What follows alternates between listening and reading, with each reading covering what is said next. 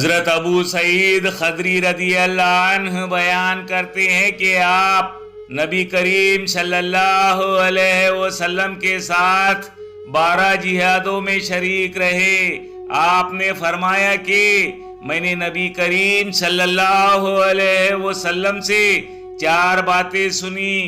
آپ صلی اللہ علیہ وسلم نے فرمایا کہ کوئی عورت 2 دن یا اس سے زیادہ کا سفر اس وقت تک نہ کرے جب تک اس کے ساتھ اس کا شوہر یا اور کوئی محرم نہ ہو، اور عید الفطر اور عید الاضحیٰ کے دن روزہ رکھنا جائز نہیں، اور فجر کی نماز کے بعد سورج نکلنے تک اور عصر کی نماز کے بعد سورج ڈوبنے تک کوئی نماز جائز نہیں، اور 3 مساجد کے سوا شدر حال سفر نہ کیا جائے: مسجد حرام، مسجد اقصی اور مسجد نبوی۔